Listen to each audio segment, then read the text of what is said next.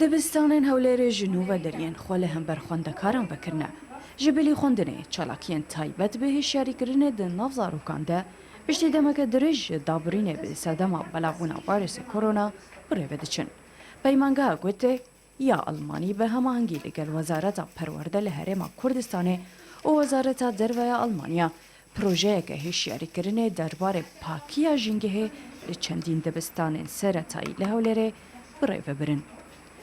چەندین هونەرمەندên şêwekar rengan li ser zaroka belav dikin ta ku biriya nîgarkêşanê hestê xwe derbibirin û dîmenên jîngehê di hizre wan de veguhezne li ser pelikan.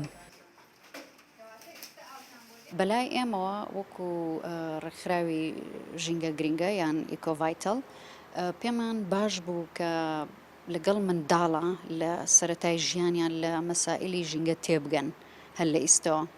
چکە خۆتان نەزانن پلەی گەرما لەسەر زەوی بەرز بۆتەوە مۆزۆعی ژینگە زۆر گرنگە ئێستا لەناو ئەجندای زۆر وڵاتان.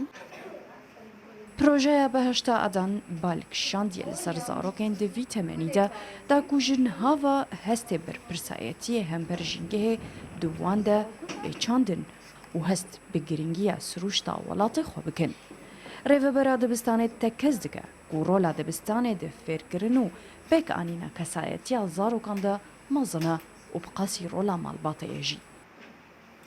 ئەمە ڕۆژێ طبعاً کە دەرسەکانن هەموو دەمی هەر دەرسەکان نییە طبعاً زۆر زۆر زۆر زۆر بەکەلک بوو کە سەفی یەک و دوو هاتنەوە مەکتەبێ مامۆستایەکان زۆر زۆر هاوکاری قوتابیەکان دەکە کە چۆن ژینگەی خۆیان پارێزن چۆن پاک و خاوێنی خۆیان بپارێزن هەروها زۆر شتی دییان فێر دەکەن ڕاستە لە ماڵێکە فێریان دەکەن بەس بەڕاستی قوتابخانە دەورێکی زۆر زۆر گرنگی هەیە لە بۆ ئەو پاک و خاوێنی ژینگە.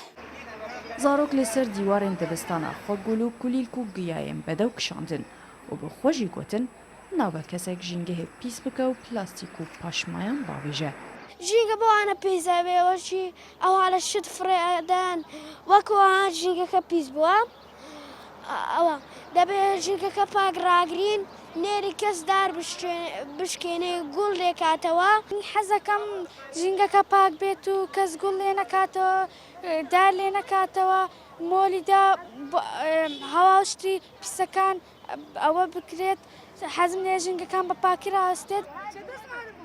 Di nav şiş dibistanan de ku ev çalakî li wan birêve çû sê xwendekarên xwediyên bedewtirîn wêne hatin hilbijartin da ku xelatekê werbigirin weke handan ji boy mezinkirina hestê berpirsayetiyê hember jîngehê wan de û ji alîkî din ve ji bo piştevaniya behre û hezên wan. Îva Umar, Kurdistan 24 Hewlêr.